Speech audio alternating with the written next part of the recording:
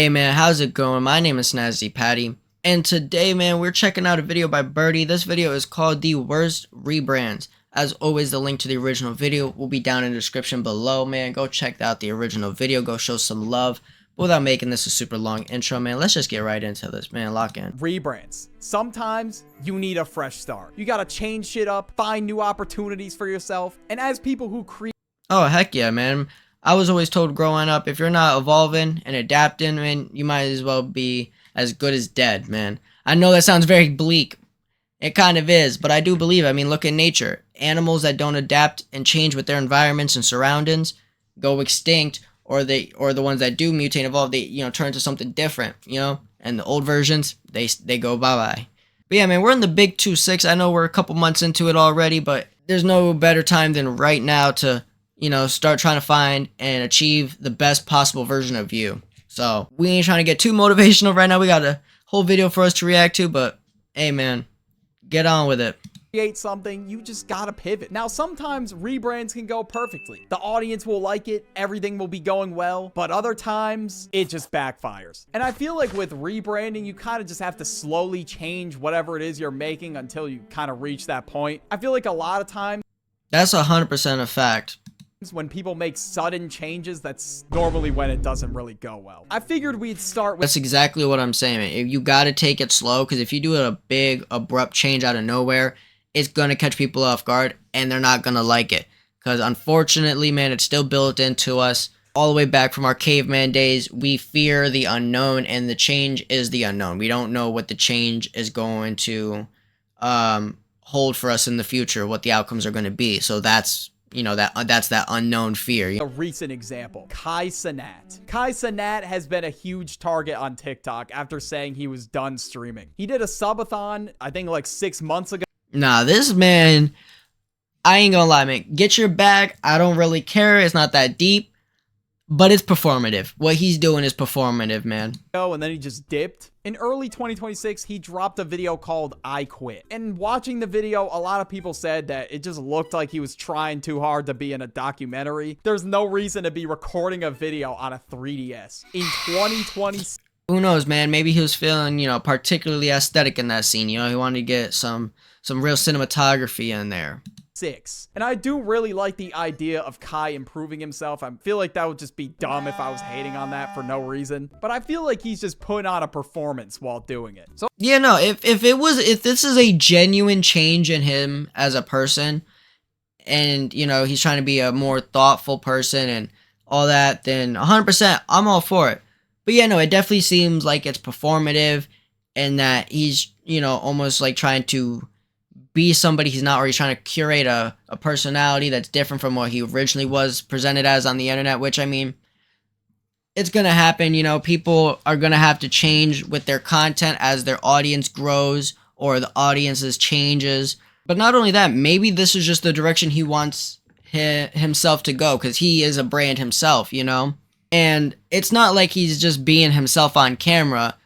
As much as content creators probably try to sit there and, be like, oh, I'm 100% transparent and I'm my genuine 100% self with you on camera. With some people, that's more true than others, but you never get the 100% full personality of an actual creator online. At the end of the day, even people like me who make videos that try to still basically act like their normal selves will exaggerate certain parts of their personality, or put certain parts of their personality up front for the camera, so that way that's how they're perceived online. We all want to be perceived in a certain way, and that will change as we grow. In the video he made saying he quit, he made a channel called Kai's Mind. And in a lot of these videos, he is reading to improve his speaking skills, which is great. But then he'll do some shit at the end of the video where he shows the timer, and then he'll speed read. We see the timer. You're good, bro. We believe you. And I think in late 2024, early 2025, around that time, Cenat was accused of having an emotional stylist, which I feel— The fuck is an emotional stylist? I don't even know what that is. I ain't even gonna hold you. I'm all for him wanting to show his progress of reading books and stuff like that for the internet, to just show himself improving, I don't know, some self-satisfaction in that or whatever. But the timer seems kind of ridiculous, don't you think? Like he has been on that performative wave already. Like one clip I could definitely give an example of. He was asked what song would describe your outfit, and this is what he said. If you could describe your outfit with a song, what would it be? Viva La Vida by Cosplay. Okay, I'm not even gonna lie. By Cosplay? I'm 90% sure. I'm not the biggest fan of Coldplay, but I'm pretty sure that's a Coldplay song.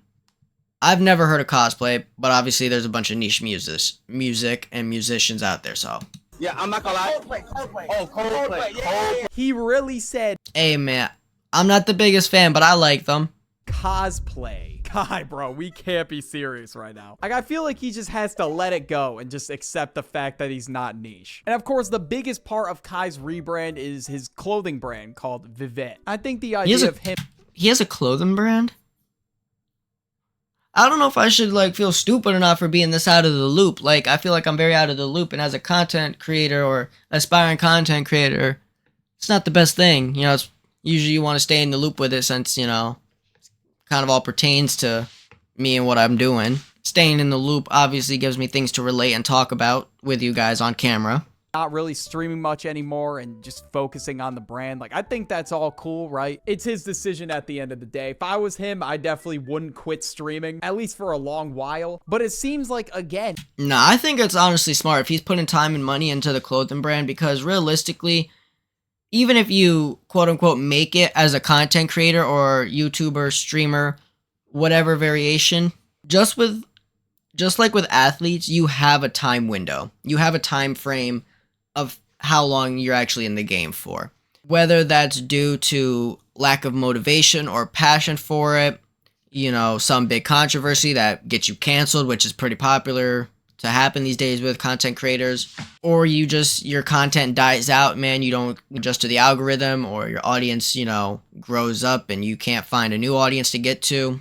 I mean, being a content creator hasn't even been around long enough to see where it goes long term, you know, retirement age. But even now, most YouTubers, once they start to make a bag off of YouTube, start making money, even if they're not fully pivoting and switching brands, or, you know, making a brand or businesses or whatever they're doing, they're expanding. They're trying to get an LLC and, you know, make it so where that YouTube is not their only source of income or money without having to stick to a 9-to-5.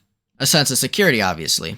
He's just trying to clip farm for some kind of documentary he wants to be in which, I mean, I don't really care about it that much, but I just think the memes about it are funny. Next, we got Kwebbelkop. And you know, Oh, Kwebbelkop, man. I know I'm yapping a lot. I mean, it's pretty much a staple of this channel. I talk a lot. But man, I used to watch him, Jelly, Slogo Man, growing up, and seeing him transition his channel into this whole AI slop bullshit, it pisses me off. Not necessarily because, oh, I miss him as a content creator and I miss his old stuff. I grew out of it. I stopped watching him way before the AI shit started to come out. But unfortunately, I do have to put blame on him for being a part of the reason why there's so much AI bullshit on YouTube that there is now. Half the channels I'm watching, I'm not even sure are made by an actual human or an AI, which then pisses me off because I don't want to sit here and react or watch AI slop and then, you know, give it out to you guys as a reaction video. You don't want to react to actual content made by actual people. Rebrand, when it comes to Kwebbelkops, it doesn't even compare. Like, Kai's rebrand was way better than this. Back in 2023, yeah, like, at the worst, Kai Cenat is just performative and is gonna be used to get him more money and clicks or whatever. Kwebbelkop is actively hurting the environment and the earth by using AI. Kwebbelkop decided that he was done and he was going full AI. At this point, bro, just retire. Like, why are you even going full AI? That just defeats the whole purpose of creating content. Yeah, that's the thing. Is like, he's not even like retiring. Like, yes, himself is like being pushed aside. He's like almost like becoming a CEO and delegating everything.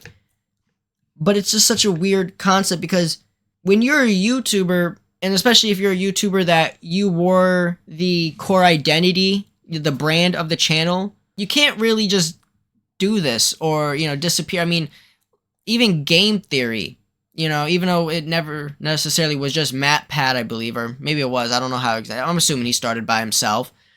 But his thing was a whole production crew, editors, scripters, researchers, all that type of stuff. Once he left, I'm assuming a lot of people stopped watching. I'm sure they still have plenty of views and are still doing fine. But I know quite a lot of people stopped watching because of MatPat leaving Game Theory. Because at the end of the day, he was Game Theory. You are the creative person behind it. You are the creative mind. This dude just said, you know what? I'm going to automate shitty-ass Instagram Reels where my... Yeah, like, it just seems like now he's literally just using his YouTube platform as a cash cow. Like, oh, he's done. He's bored with it. So he was like, how do I manage to keep it running and so it keeps me profitable and makes me money, but I also don't have to put any time or real energy into it because I don't care about it anymore. That's what I see it as.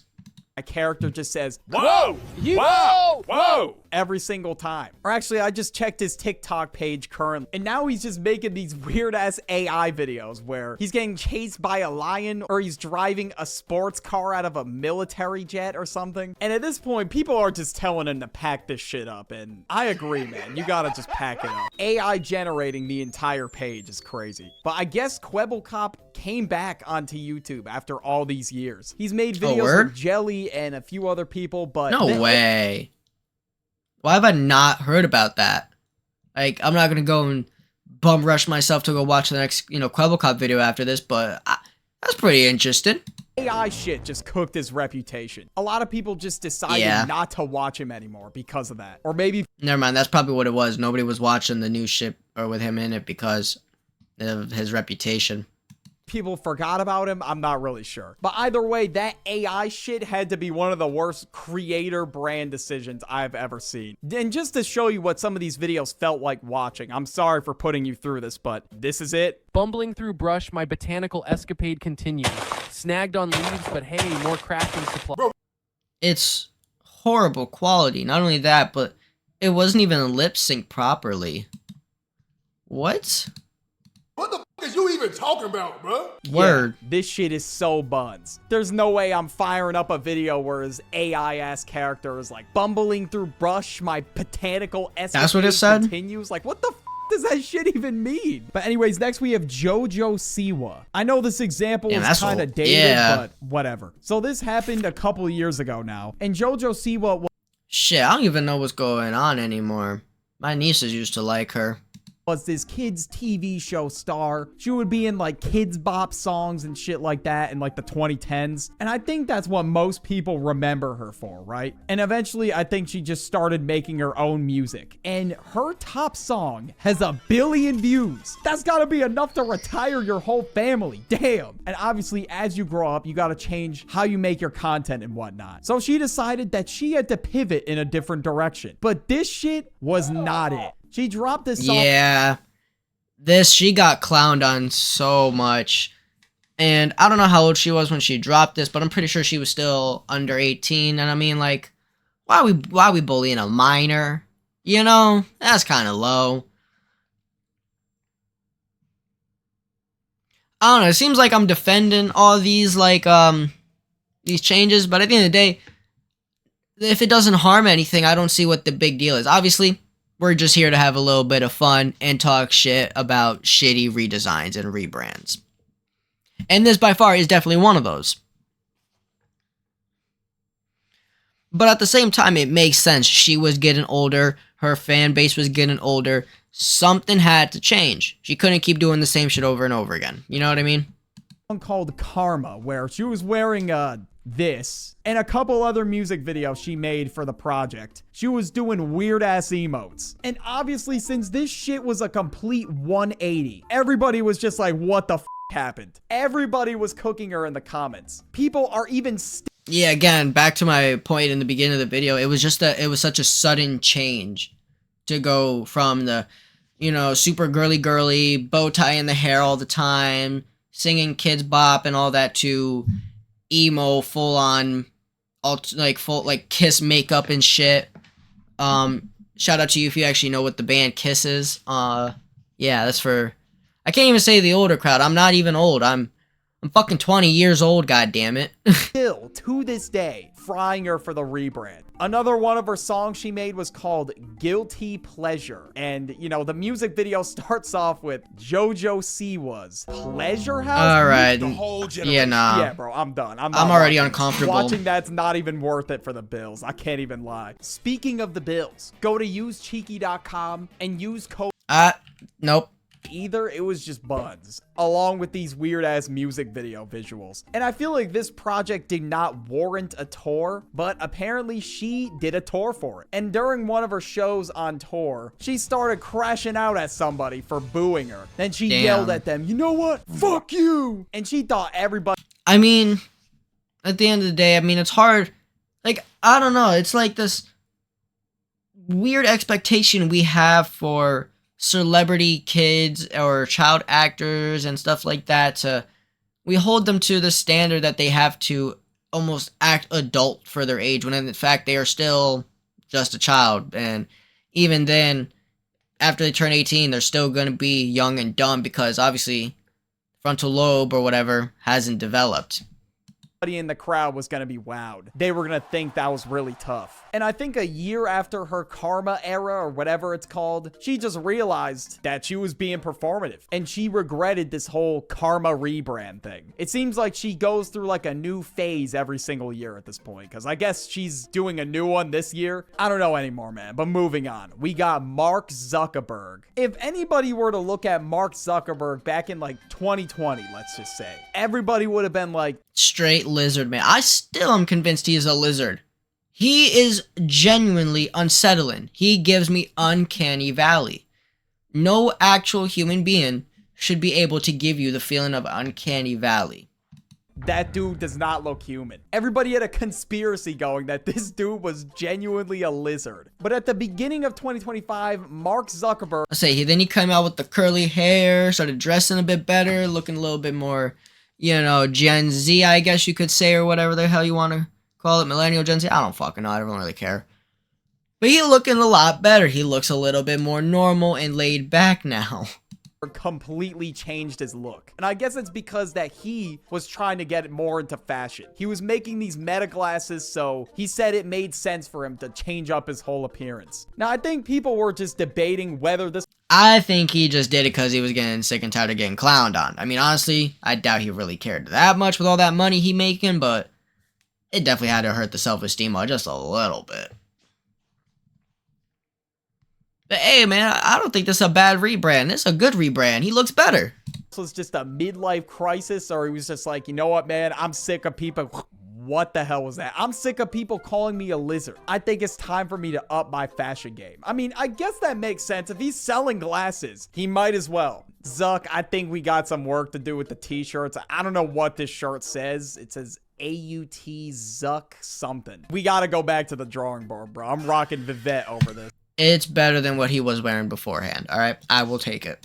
And not only do people reshape their image, but so do companies. Now, a lot of these rebranded logos that companies have been making for the past few years. I miss the 2006 internet. That logo is just so... it's peak.